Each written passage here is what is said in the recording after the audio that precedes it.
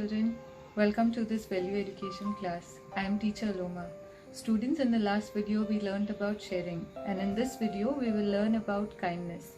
So sit comfortably and listen carefully.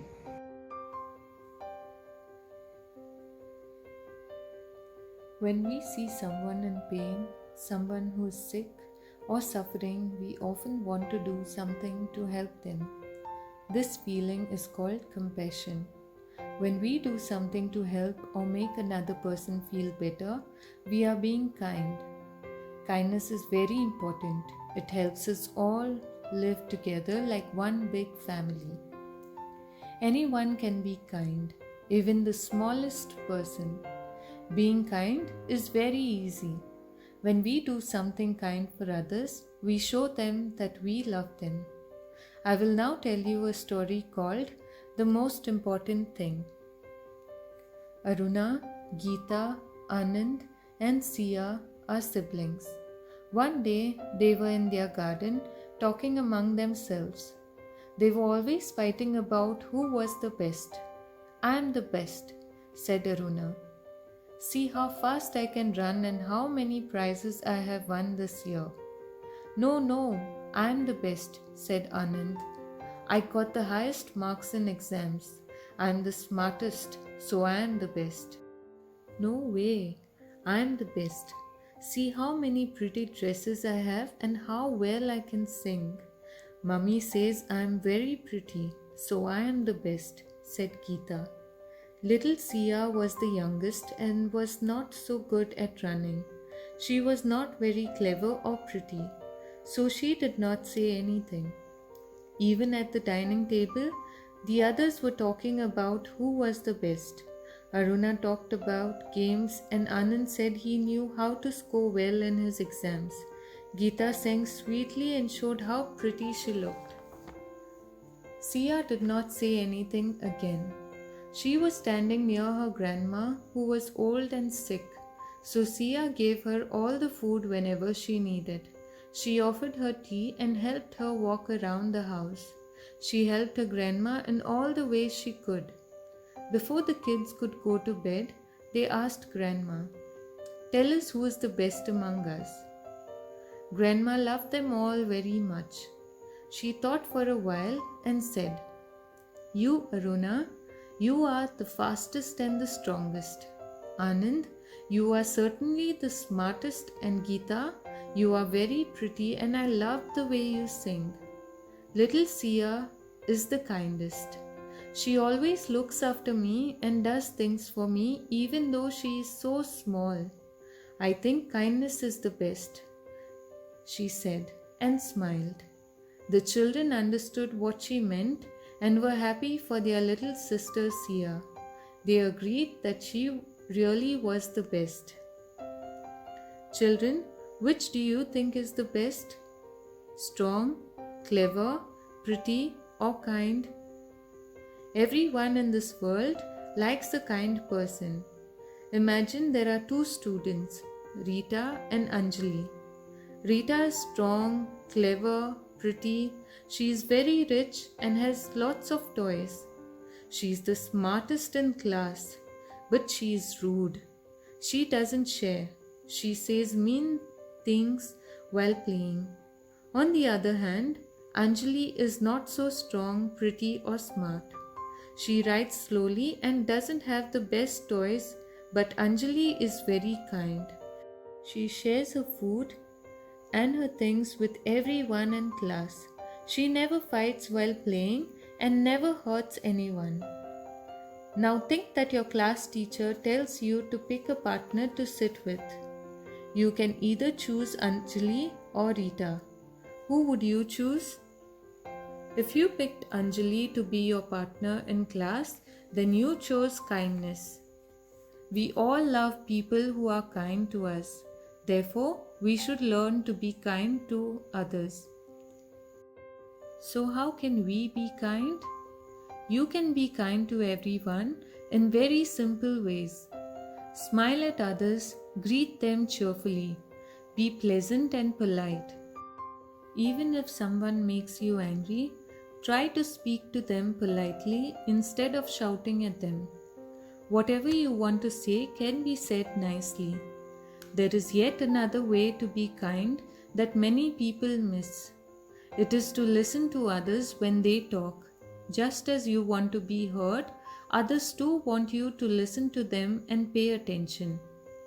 To be really kind to others, all you have to do or remember is to treat others the same way you would want to be treated. For example, when you forget to take your pencil to school, you would want someone to share theirs with you. In the same way, when someone forgets their pencil, you can share yours with them. Kindness is very simple. All you got to do is be nice. I will be reading to you a story. Listen to it carefully. The name of this book is called Each Kindness by Jacqueline Woodson and illustrated by E.B. Lewis. That winter, snow fell on everything, turning the world a brilliant white.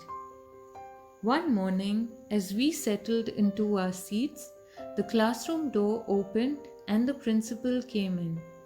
She had a girl with her, and she said to us, "This is Maya." Maya looked down at the floor. I think I heard her whisper, "Hello." We all stared at her. Her coat was open, and the clothes beneath it looked old and ragged. Her shoes were spring shoes, not meant for snow. A strap on one of them had broken.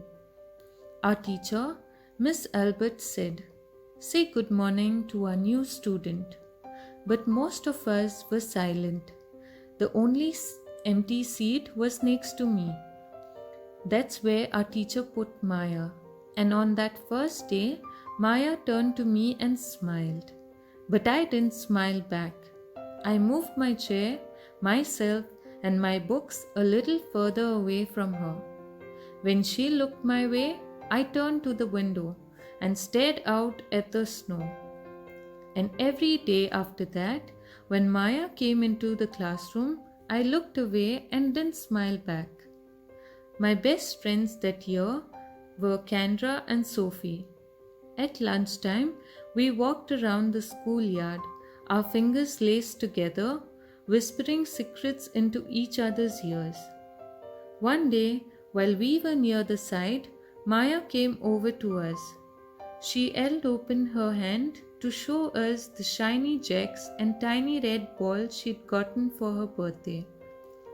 "It's a high bouncer," she said. But none of us wanted to play, so Maya played a game against herself. That afternoon, when we got back into the classroom, Maya whispered to me, "Bet you can't guess who the new Jacks champion of the world is." Behind me, Andrew whispered, "Chloe's got a new friend, Chloe's got a new friend." "She's not my friend," I whispered back. The weeks passed. Every day we whispered about Maya, laughing at her clothes, her shoes, the strange food she brought for lunch. Some days Maya held out her hand to show us what she had brought to school: a deck of cards, pick-up sticks, a small tattered doll. Whenever she asked us to play, we said no. The days grew warmer and warmer. The pond thawed. Grass began growing where snow had once been. One day, Maya came to school wearing a pretty dress and fancy shoes. But the shoes and the dress looked like they'd belonged to another girl before Maya. "I have a new name for her," Kendra whispered. "Never knew. Everything she has came from a second-hand store." We all laughed. Maya stood by the fence. She was holding a jump rope but did not come over to us to ask if we wanted to play. After a while, she folded it double, rolled the ends around each end, and started jumping. She jumped around the whole schoolyard without stopping. She didn't look up once, just jumped, jumped, jumped. The next day, Maya's seat was empty. In class that morning, we were talking about kindness. Miss Albert had brought a big bowl into class and filled it with water. We all gathered around her desk and watched her drop a small stone into it. Tiny waves rippled out, away from the stone. "This is what kindness does," Miss Albert said. "Each little thing we do goes out like a ripple into the world." Then Miss Albert let us each drop the stone as we told her what kind things we had done. Joseph had held the door for his grandmother. Kendra helped change her baby brother's diaper. Even me and old Andrew had done something. "I carried teacher's books up the stairs," he said, and Miss Albert said it was true. I stood there, holding Miss Albert's rock in my hand, silent. "Even small things count," Miss Albert said gently. But I couldn't think of anything and passed the stone on. Maya didn't come to school the next day or the day after that. Each morning, I walked to school slowly, hoping this would be the day Maya returned and she'd look at me and smile. I promised myself this would be the day I smiled back. "Each kindness," Miss Albert had said, "makes the whole world a little bit better." But Maya's seat remained empty, and one day Miss Albert announced to the class that Maya wouldn't be coming back. Her family had to move away, Miss Albert said. Then she told us to take out our notebooks. It was time for spelling. That afternoon, I walked home alone. When I reached the pond, my throat filled with all the things I wished I would have said to Maya. Each kindness I had never shown. I threw small stones into it over and over, watching the way the water rippled out and away, like each kindness, done and not done, like every girl somewhere, holding a small gift out to someone and that someone turning away from it. I watched the water ripple as the sun set through the maples, and the chance of a kindness with Maya became more and more forever gone. And that's the end of the story, Each Kindness. Do you feel sad for Maya? I felt sad for her too. Were you ever rude to your classmates? Now you know how we hurt others with our little actions. Let's try to be kind to everyone around us. Let us not be like Chloe and her friends. Every time we get a chance to be kind to someone, we must use it and make them feel good and happy. If you start being kind to others, you will find much joy in it.